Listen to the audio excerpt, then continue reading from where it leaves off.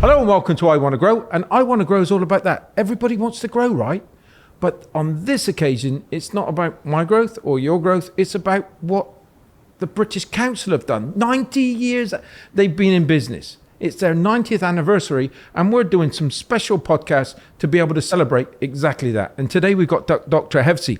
Welcome to the podcast. Thank you, Steve. I'm a very pleasure for me to be joining you today at this podcast. Oh my word, it's going to be an absolute joy, I know. Please tell everybody who you are and what you do. Yeah, so my name is Dr. Hafiz Ali Abdulla. I started as a filmmaker, graduated from the US, and my career been shifted in so many different ways, working in so many different cultural and art projects. When I started, it was as a filmmaker, doing documentary films, short films, and then I collaborated with the British Council in very important exhibition. I think that was one of the things that I owe to British Council, giving me the opportunity to work with them, because it was very selected project that was each artist from different GCC was selected to participate in an exhibition called My Father's House. And that was in 2006.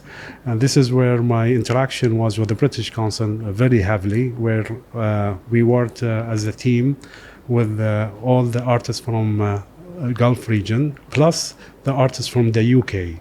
So we all discussed what the exhibition is going to look like, and what will be the theme of this exhibition, which is about buildings that change our view and change where or played a big role in our cultural transition, let's say, or played a big role. So my film was 𝗙ecie of 𝗙𝗪𝗀, where I focused much more in the cinema houses that was an open window for our society to understand about different culture, and changed and shaped our view and encouraged a lot of Qatari people to take the artistic approach and study film, study art, study acting. So that was for me it was a great collaboration, and it was 2 years of traveling exhibitions from all the GCC to UK.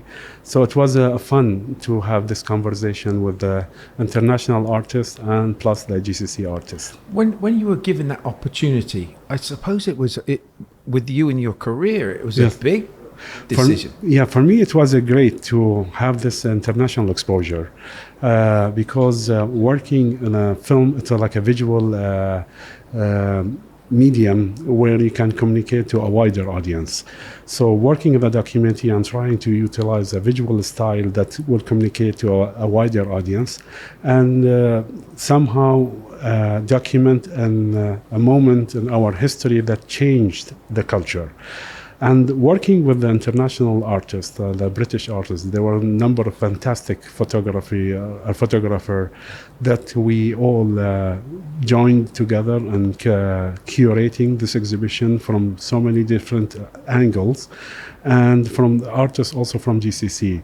So learning and seeing how other artists is working in their projects and trying to create this as a statement, it also opened a door for me to grow and think about how to create a project that will be internationally appealing, and also can do to travel and communicate better to a wider audience. And something that was going to leave a footprint, right? Yes.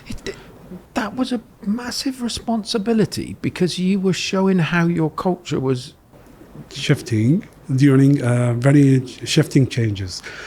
because when cinema came to Qatar, it was about the oil company, and also when the British company, and where we have one of the museums at 𝗪𝗪𝗀𝗪, the company house, they decided to build a cinema house, an open air cinema in Dukhan. And this is where the funny story where Qatari people were introduced to cinema and moving images.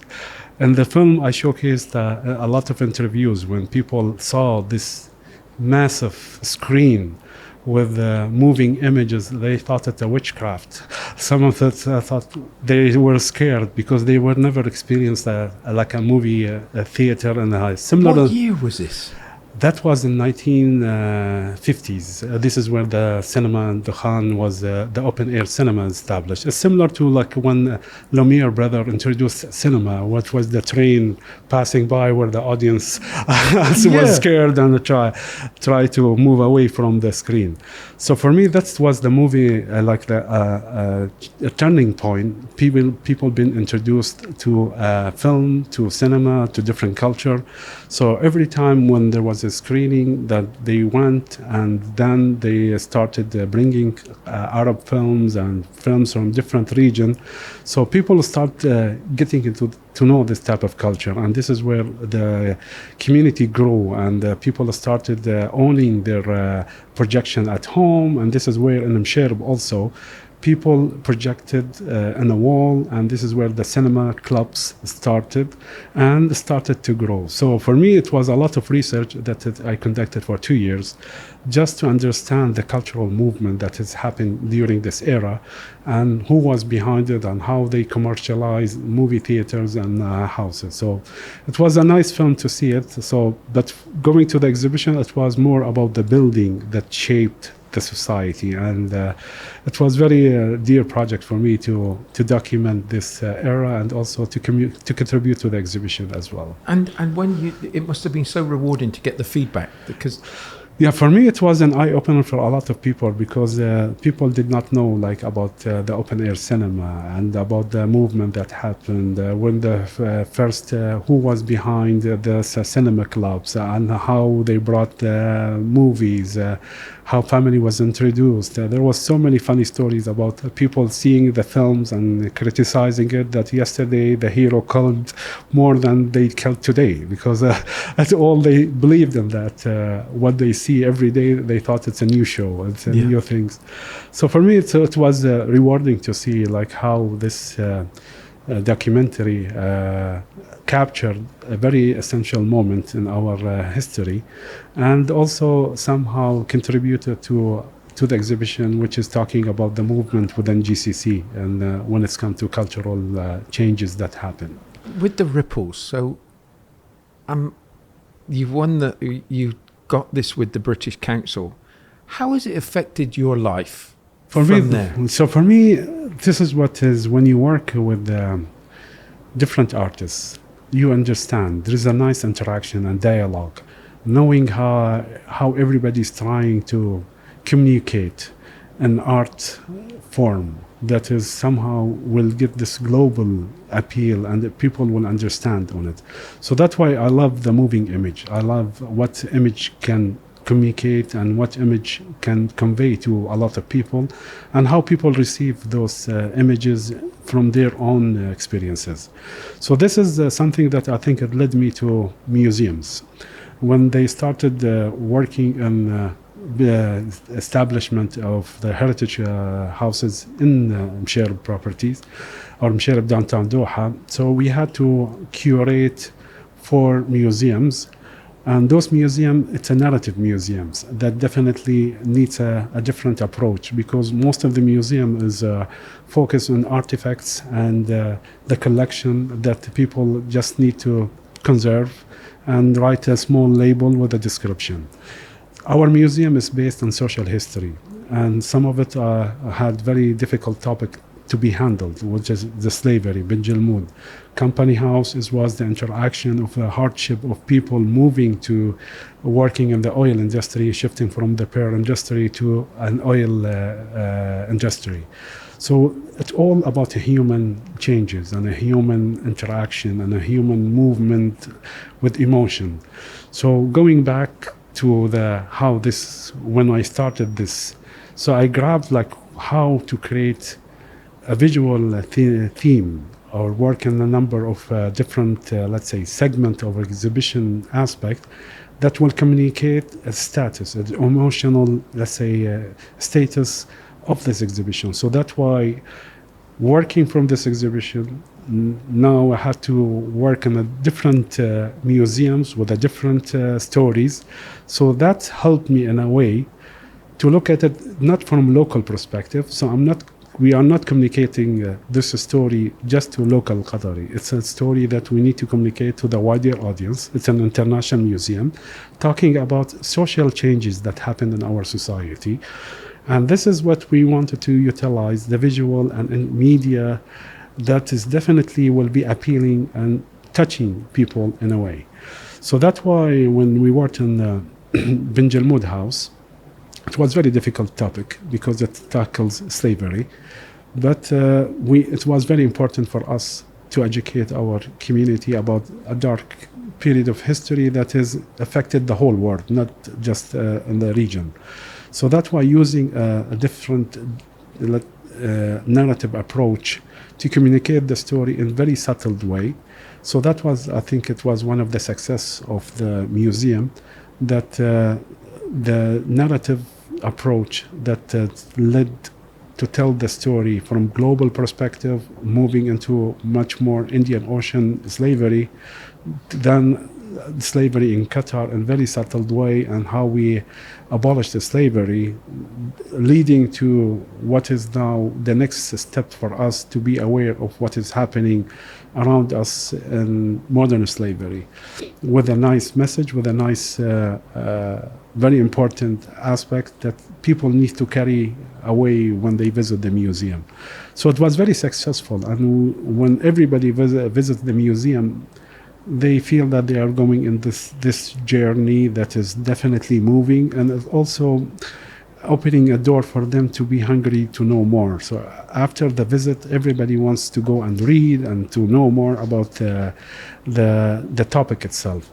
So for us, I think this is a success of itself. Let me back that success up. I've got several friends. I've been in Qatar now for 16 years, and I've got several friends that I trust their advice because I've been there, and you've got 4 of them.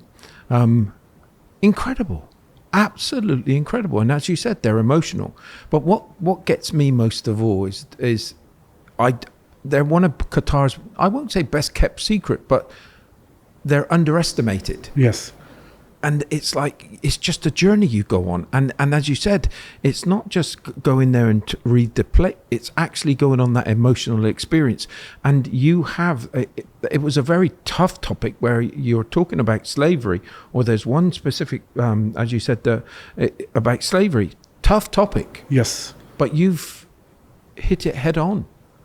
It's kind of, and I think you've done it really, really well. And so many people talk about it in that emotional side of things. But what I like about it most of all is the ripple effect that it started here, and then all of a sudden it's just what you've done now. It's not ripples, it's waves. Yes. And I think now the journey continues. It's a collaborative work. Now we see a lot of people joining the community and trying also to participate with their stories and also programs, and this is something that we can see now, a lot of movement that is happening around the world, that a lot of committees that established just to educate people about these important topics, that is slavery that's happening in the region.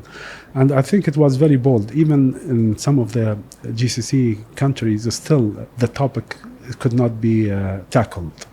But for us in Qatar, this is all because of the vision of Her Highness and the transparency and the bold decision that this is very important museum and very essential story for us to communicate and create this awareness for all the people to know about this type of history that happened around us. And it's great now we see that all the people who's coming to Qatar, when they visit the museum, they said, as you said, it's a jewel hidden within 𝗪𝗪𝗀𝗪, and this is where they talk about it. most of the visits that we get to this museum because of the word of mouth. Yeah. People loved it, Yeah. people being moved by it, and people encouraging others to come and see it. Yeah, I think the work you've done there is incredible.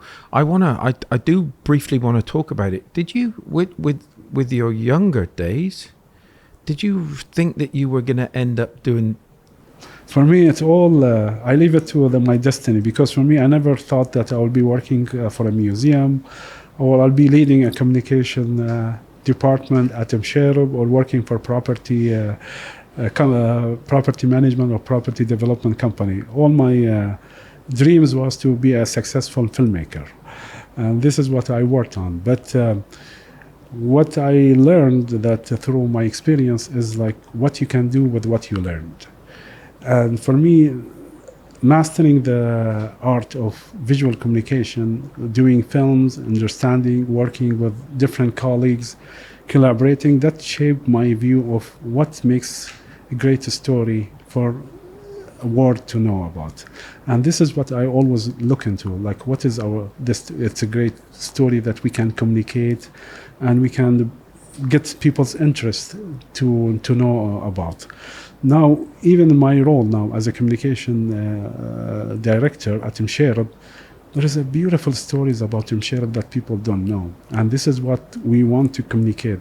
There is a city under the city. There is a sustainability aspect. There is the architectural language that was created by this creative engineers and architects that put their heart and mind in creating a beautiful city, which is the 𝗙𝗪𝗪 downtown Doha.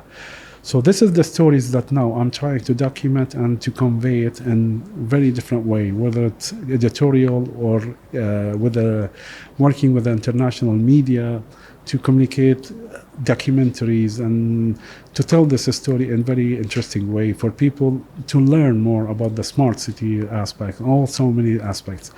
And for us, it was a great pleasure working with the British Council and partners to communicate our journey when it comes to architecture and sustainability. Because when we introduced to sustainability, it was something that a word that nobody understands. What sustainability means, what is the architectural sustainability means to anybody. So even for us, it was something that we had to learn from the expert, from the architect, from all the international expertise who came to support us building the 𝗙𝗪𝗪. And now I think it's our role to educate others. And this is what we are doing with the support, with a number of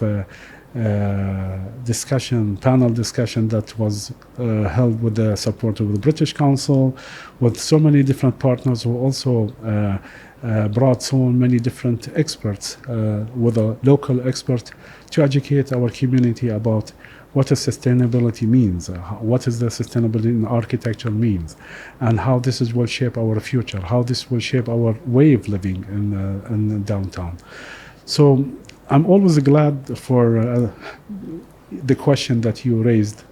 What was my imagination when I started? I let the flow, I let my destiny to take me to a different position, and with what I have, I need to just to contribute and to support in any role that I undertake. And I've got to ask this question. Do you feel you made any mistakes with your choice back then? There are a lot of mistakes. If you don't make mistake, you never learn anything. There was a summer project that I failed. I'm glad that I failed, because this is what made me to think and be careful next time to do a better job when I undertake any other project. We learn from our mistake, and a mistake is a part of a learning journey. And for us, if you don't have the pain, you will not gain. Do you regret not being the filmmaker? No, I always. This is one thing that I always think. This is one thing that has shaped my personality, because with film, you study films, you study culture, you study anthropology, you study how society been shaped through moving images. And it's a universal language that it's great that you will see different style. And when you watch film, as you're going into this society and trying to understand all the political and social and personal issues for this character to move or to act based on what they had to go through or the surrounding area. So this is give you another angle to see things. When you work on a project, you have to somehow put in your mindset what is the environment that is controlling our decision and what will be the best way to communicate those issues, because this is what makes it interesting for all the people to understand. But what gets me with you is that you're such a nice person, but you were on a knife edge. You could have gone either way, right? Yes. But you've been magnificent when it comes to this storytelling. So this filmmaking was part of that storytelling. And look at what you've achieved with this stuff. For me, I always said that's something that I never imagined. I never been thought. Did not decide to go to museum. I did not decided to go to communication and working in a big project like 𝗪𝗪 properties. But for me, it's always a pleasure that I had this chance, and also I had a great team to work with. For us, I always cherish working with a team.